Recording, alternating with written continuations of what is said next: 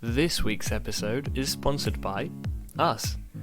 If you want to support the podcast and make passive income for yourself at the same time, click the link in the description box to join our Facebook group and we'll explain exactly how. It's a win-win. Now, let's get on with the show.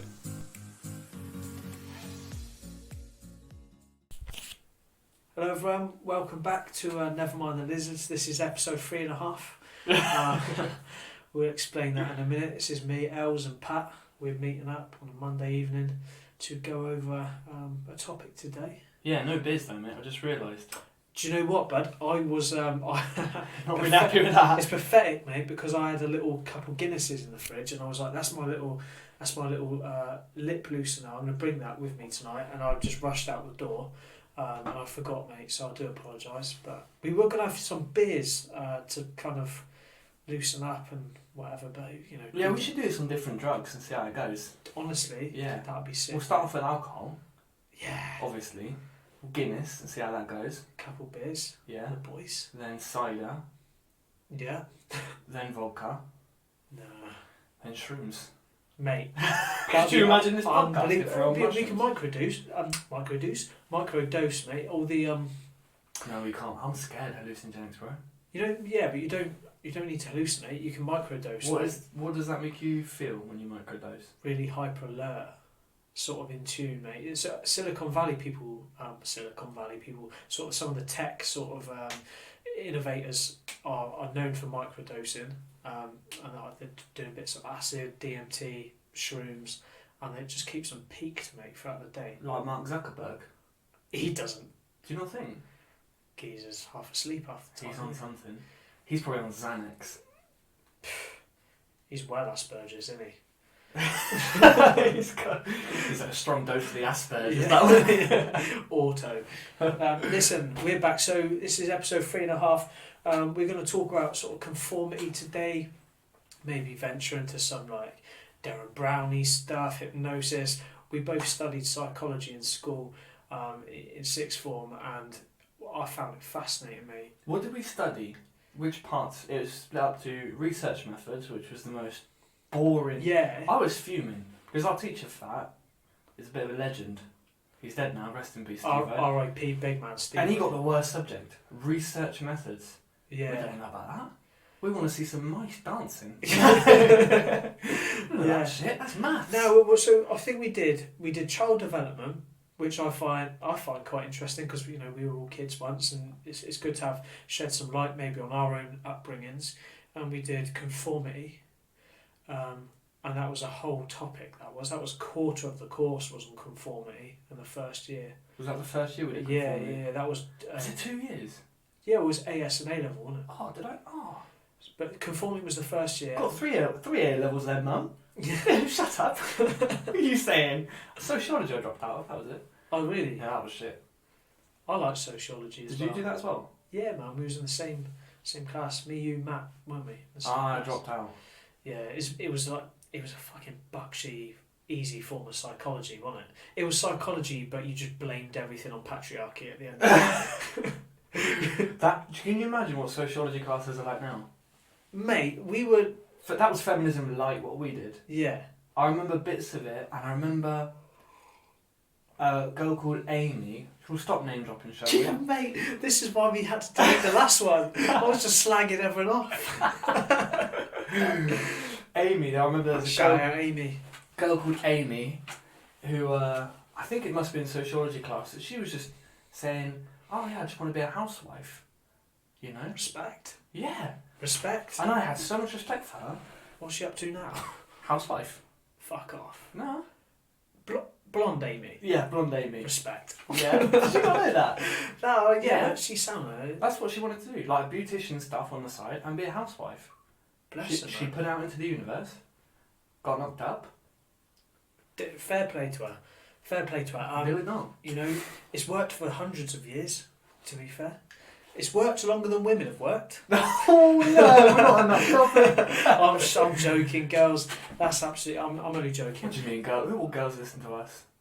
Mate, I've got a fan. Really? Dude, mate, I need to show these messages, by the way. Some bird messaged me saying my voice is sexy.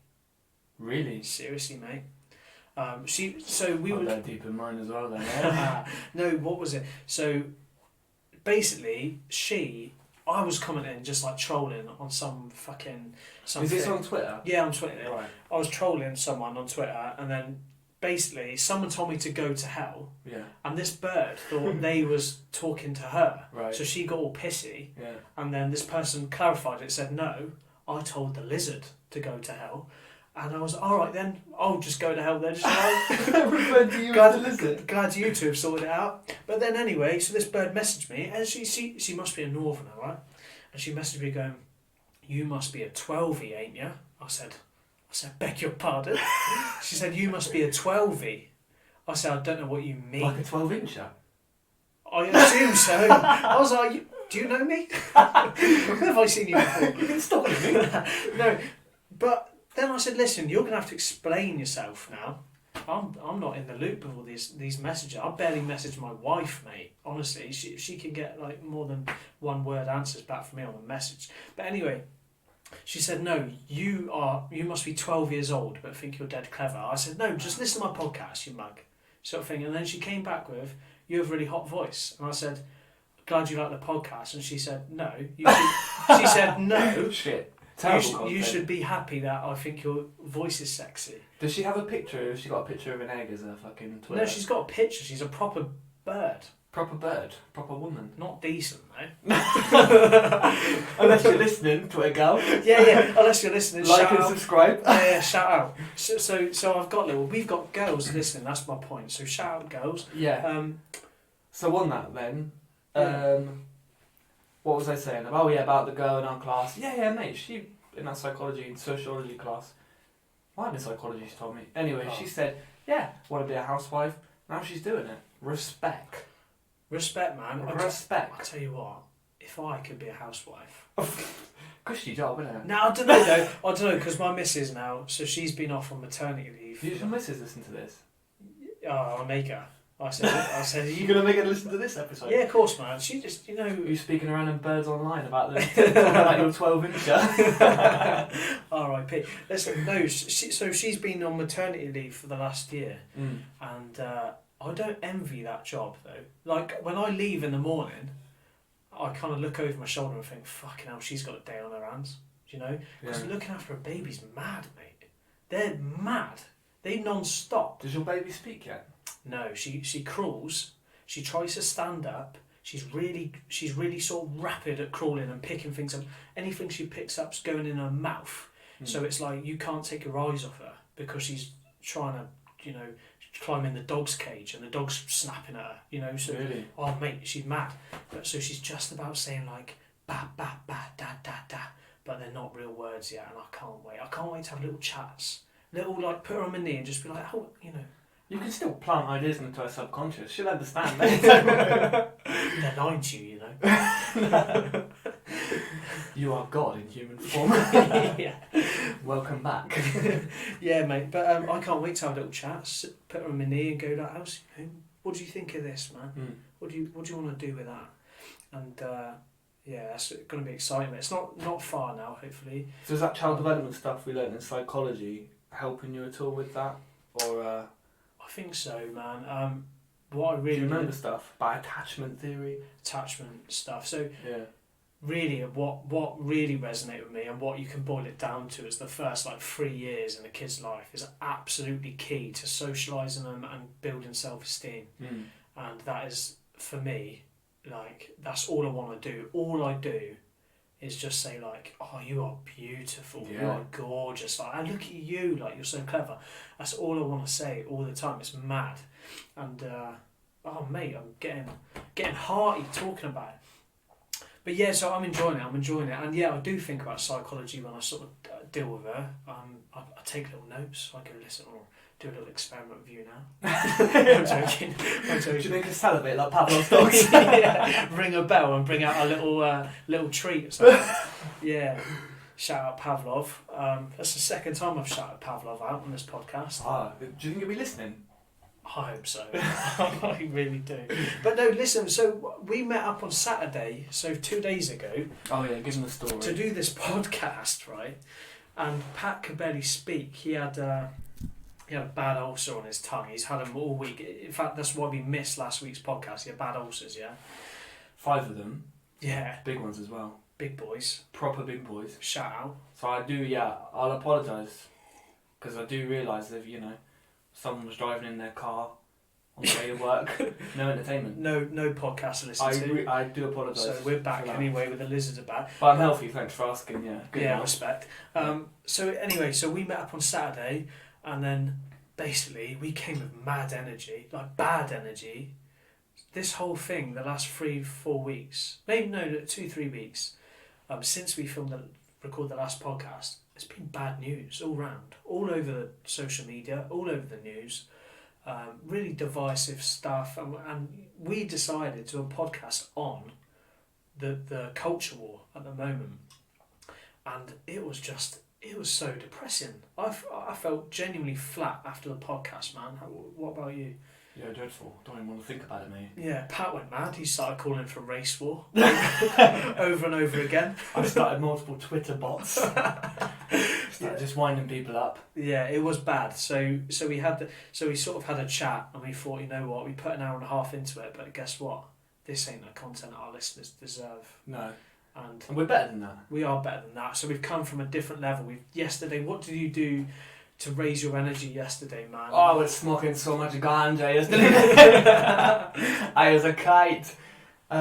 Did you partake in a little bit of? No, mate. Jesus. Mate, if I smoked, I'd have my ulcers back straight away. Oh, yeah, true. No, none of that. Good point. None of that. And I didn't know about microdosing, so I've not been doing that either. No, I'll tell you what I've been doing. I went for a picnic with my missus. Oh, good. In the woods. Good vibes. Yeah, it was. Very good vibes. Do you know how many birds there are? Well, actual birds. Actual birds. Do you believe in birds? I've heard a theory that they're not real. No. Who told you that theory? Because I've heard theories they've got spy cameras in their eyes. Well, yeah, I think that's the thing. But No, they're nice. I love being in nature. Birds, mate. So me and my missus was talking about birds, and your missus has a great story about a bird, which you're going to share in a second, right? Yeah, it's definitely got a lot to do with the topic. Well, we're going to bring back to the topic in a minute, guys. But birds, I think birds are really in tune spiritually and esoterically linked to things. So, like in Africa, signs of owls are seen as like a witch doctor's pet. Right, and witch doctors send owls, and it's almost as if they can curse you with that owl. I say Africa, specifically Uganda, where I've worked for a little bit, and witch doctors would send owls out to do fucking wicked deeds for them. Secondly, Auschwitz. What did they do? Like curse you, spine you, curse you, kill your animals, kill your kids. R.I.P. Snatch your wives. Kill your kids. Yeah. Snatch your wives. Owls about. Listen, and then not in this country though, because there's an owl that frequents my not quite my garden, but you better get your catapult out and shoot him down. Oh, I've got some neighbours around here. They'll help me out. Yeah. Get the old. Get the keen chavies out. Yeah, all the mush boys. No, listen. So here's a Kit Kat. Second one. It was my wife's granddad, right? She was sort of raised by her grandparents in a lot of ways, and he's a real good bloke, and he sort of had older people sometimes fixate on a certain animal that they really like and feel like they sort of captivate him. Yeah. He focused on robins. He loved them. He had like robins models and statues and paintings and all this stuff. And when he passed away, ever since his passing, which we were present for, and that was a kind of a wacky experience, but he passed away not too long ago. And robins have always been a symbol to my missus of his presence, right? Yeah. And then it was his birthday. This birthday, just gone, about 2 months ago, there's a robin cutting about. My missus and her grandma, so his wife, they went out for a walk. Right. No, it wasn't her, it was her sister. Listen, forget about that. They went out for a walk. Anyway, they got back to the car, and they was talking and thinking about their granddad this day. Yeah. And there's a bird, there's a robin sitting on the car, just chilling, sitting there. And my missus like, well, automatically her heart goes to her granddad and goes, oh look, like this is crazy. Anyway, they open the door to the car, the robin don't move, and my missus goes, if this robin gets in my car, this is a sign. No. Mush, it just jumped in her car, like it chilled, like it just straight chilled in the car, man. In the car? Yeah. Birds do not, they fly into windows sometimes. Indeed. indeed. But it just hopped. They waited for the car door to open, then went bip bop straight in the car, chilled with her for a bit, and then dipped. Yeah. No. Third story about birds, Auschwitz. You know, birds don't go there no more. Different vibe. Do they not? I've been to Auschwitz, right? They ain't no birds. They don't fly about. They don't cut over it. They don't fly over it. There's no crows. There's no Because of the seagulls. energy, they can feel it. I think they do. I think they're sort Probably. of spiritually in tune, mate. Uh, You've got a story about bird too. yes. And the bird, it was a bird that hit the window, hit my bedroom window. So I was there just chilling in bed, hear this big against the window. I look up and I go, oh no, it's a little birdie. Man who's like, oh, is it alright? Is it alright? I'm thinking, I'm going to have to stamp on this, you know? That was my first thought. Put your boots on. Put your blades on. Sandals off, And boys. that's predators. Predators on. Slice him up. No, But no, tell me what was my- that what was happened my- to Manu that day. oh no, I'll get to that. Oh, sorry, Because guys. I didn't even know about that. All I know was, alright, I'll try and make the story a bit quicker. Bird hits the window. I thought, you know, she thought, oh, the bird's hit the window and flown away. I was like, nah, they don't tend to do that. They normally smash onto the ground in pieces when they hit windows. I go up to the window, look at the ground. There's the bird, sprawled there with his wings, bloody like beak and everything. I'm like, Jesus. So my first thought is, I'm gonna have to put him out of his misery. Do you know?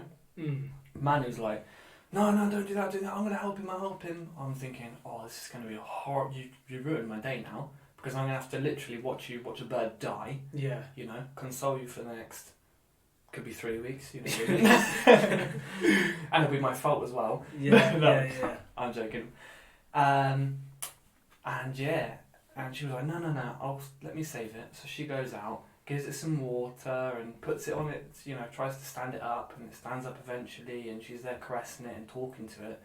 And I'm like, what am I in a relationship with? I thought, nah, she's mad. Even though I know about energy and love and stuff, I was like, this bird's gonna die. Anyway, long story short, bird doesn't die. Ends up recovering and kind of flies off. Wow, I was like, fair play, she saved the bird. Didn't think anything more of it. Then, about 2 hours later, she's sat in the garden, right, on the chair, as you do. She gets up, goes inside, and then she turns to get a drink of water, comes back out, sees the bird, and she knows it's the same bird, because it looks like it, with a bit of blood and nose, on the chair where she sat. Wow. And then she goes over and it flies off. And then, mate, she looks on the chair, and it's left a worm. Respect, man. Like cats do. Yeah. Like cats do. Yeah. It's left a worm there. So I was like, oh, I've got goosebumps then, Yeah. which is mad. But there's another layer to this as well. So this is the day that I probably should have paid more attention to her, 'cause she's been telling me about it. To be fair, I forgot. Yeah. She might have been shit testing me, mate, to be fair, about her aunt. Maybe. No, I don't think so. But anyway, her aunt that she adored passed away a while back from cancer. And this was her death day. Really? Yeah. This was her death day. And I don't know. There we go. Take from that what She you will. was thinking about her, about, you know, her aunt, and then, I don't know, she just put the love from her aunt into the bird. And then, yeah. There we go. I mean, She was like, oh my god, it might be her.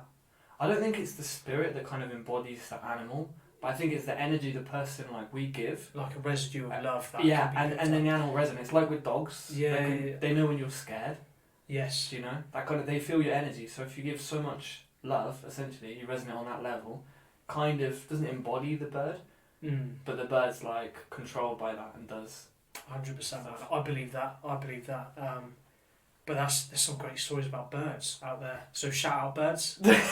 We're going to change the name of this podcast. Never mind the birds. Listen, so we was actually going to talk about conformity today. Kind of sparked by sort of events that are taking place in popular culture in the last few months, and specifically in the last couple of weeks. We're seeing these great, maybe great's not the word, but these mass displays of conforming to things that we don't really. I'm trying to get my head around, right? Maybe people understand it. I'm trying to get my head around it. And I'll give you a couple of examples, listener. the clapping on Thursday thing, if you're in the UK, which you probably are.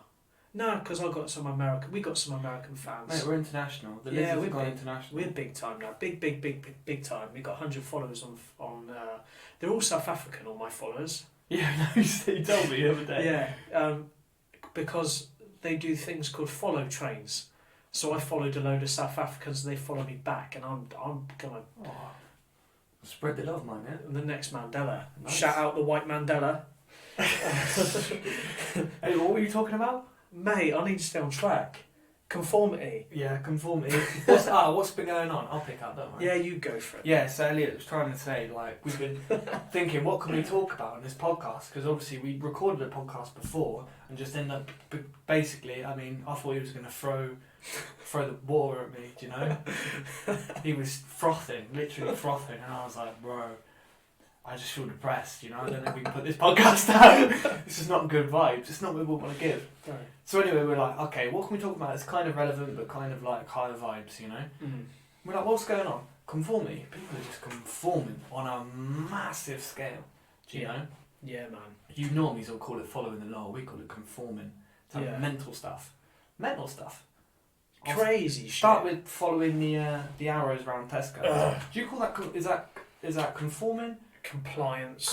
It's compliance, isn't it? Yeah, it's extreme obedience without real questioning anything. Mm. Why do you think you can follow an arrow?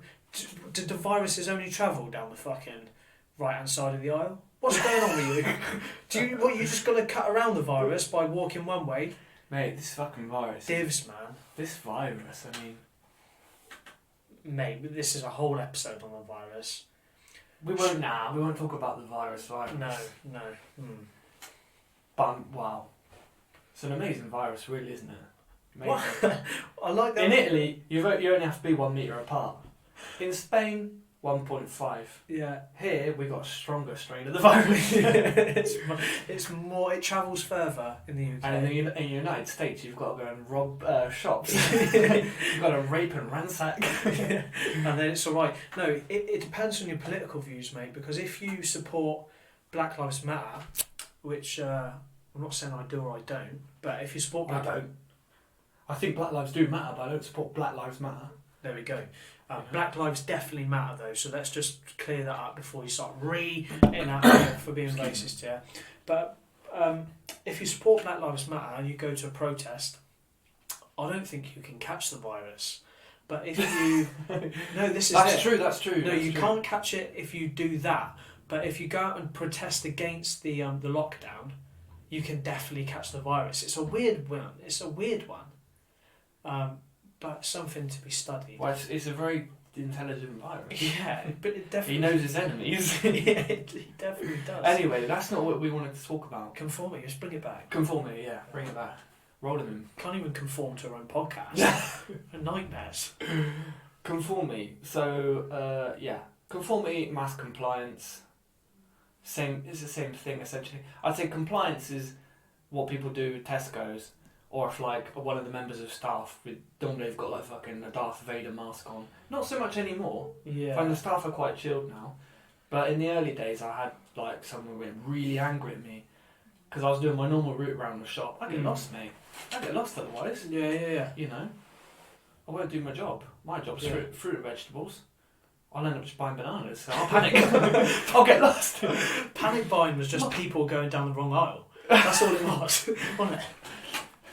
Maybe they brought it in because of the panic. Nah, it's just control, mate. So there's a slight difference between compliance and conformity. So compliance is sort of, there's more law, it's more rule based, right? So following traffic lights, you've got to comply with the rules of the road, don't you? Conformity there's a deeper level. There's a psychological element, a social element where you want to fit in, and there's not necessarily, there's always consequences for not fitting in, but there's more social consequences, in my opinion, if you want to draw a distinction between conformity and compliance. But they're fucking the branches of the same tree. No, that's a good differentiations. Yeah, I think so. But so complying with the current lockdown restrictions and that.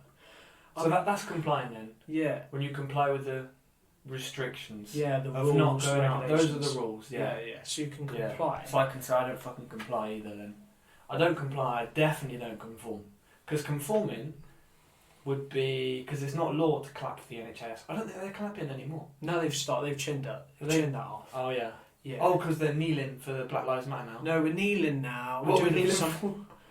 We're kneeling for Black Lives Matter, I think, but let's get into that because kneeling. Let's get into that in a second. Okay. I think, but no. So they've stopped the clapping because I think the woman who actually came up with this said, "Look, this is getting a bit. We can all chill out now. We've done it 8 weeks on the bounce. The NHS never got overrun. We're past the peak. Let's one final round of applause for our absolute shout out key workers, heroes or whatever you want to call them. But one last round of applause for let's go in now. But the whole clap for the NHS thing, I found it very odd. Did you clap? Did I fuck? Did I fuck? Did you clap once? Never once. Never once. Thing is, mate, I don't like anything. I don't like forced anything. We're very similar like that. That's the problem. Even like on Poppy Day, and this is going to get me some hate or whatever, because I know how Brits feel about poppies and that. But like, I proper respect the sacrifice of soldiers. I proper respect the lads that fought specifically in the Second World War and the First World War. They really saved humanity, in my opinion. But then again, I'm learning new history all the time. That's fucking rocking my world when it comes to my view on history. But in all honesty, it's ingrained in me to really respect the soldiers that fought in these wars. So I love to show that respect in my own way. I think about them a lot. I proper research the topic. I've shown respect by researching everything about it. And I go to graveyards just on my own volition. And if I see a war grave, I'll cut up to it and just stand there for a minute and go like, Private Smith of the Dorset Regiment. And I'll reflect on that man. And to me, that's showing respect in my own way. But if someone fucking dares tell me, where's your poppy? I just instantly snap. Like, get the fuck out of here. Like, don't tell me to wear a poppy. I'll do what I fucking want. And don't you dare tell people off if they want to wear a white poppy. And don't you dare tell people off if they don't want to wear a poppy. What does a white poppy mean? Pacifism. So it's people respecting the soldiers, but they're saying, I don't agree with war. Because the red poppy has kind of been like... it's a bit right-wingy now, It's a little bit right-wing. It's a little bit like... a little Britain bit first. sort of Britain first thing. But that's okay because... Shout out Britain First. Thanks for listening. Shout out Britain First. Paul Golding. Respect. Britain First with a Jewish surname. What a guy. Respect Paul Golding. No. Joking on that one. But so the red poppy kind of symbolises things. And the Irish Republicans really don't like it because to them it kind of symbolises like oppression. So, man, you got to let people have their views. You can't force people to wear poppies, man. And like, I'll wear a poppy if I remember it. But if someone fucking tries to grief me for not remembering it, man, you can fuck off, in my opinion. So you'd be conforming then? Or compliant? Would that be compliance? If someone's telling you to do it? Well... Because it's not an authority figure technically telling you to do it, I'm guessing. It's just a social thing, isn't it? Yeah, and in my opinion, you should never have to show respect for anything. You shouldn't have to show respect when people say you need to respect these people. So I already respect them, mate, but I don't respect them for your benefit. I respect them because I'm proud of Britain. I'm proud of like our history, and I really I feel for what these lads did. But that's the point. Like for me, conforming is the left wing and the right wing do it. Both sides of the coin do it. Well, of course they do because they box themselves in. It's groupthink essentially, what they do. And what they're trying to do now, I think, is to get everyone to groupthink on certain issues, do it together, They want some things us to be, like, fighting about. Yeah, will always divide us. Yeah, definitely. Get, like, the statue, you got the team statue, which are, like, the right-wingers now. Yeah. And the left-wingers. Yeah. But you see how they've already divided themselves up into groups. See mad. how easy divide and rule is when you say, all right, the blue team do this, the red team do that, fight, and they're like, it's mental, mate. You're taking down my statue. It's mental. People don't care. I think if we all stopped pretending to care about statues on both sides, we'd probably have some dialogue. But we end up caught on these issues. Now, we're not going to get too into this because this is what we did on the forgotten episode, and it got dark quickly, and Pat started going on about Mein Kampf and all this. And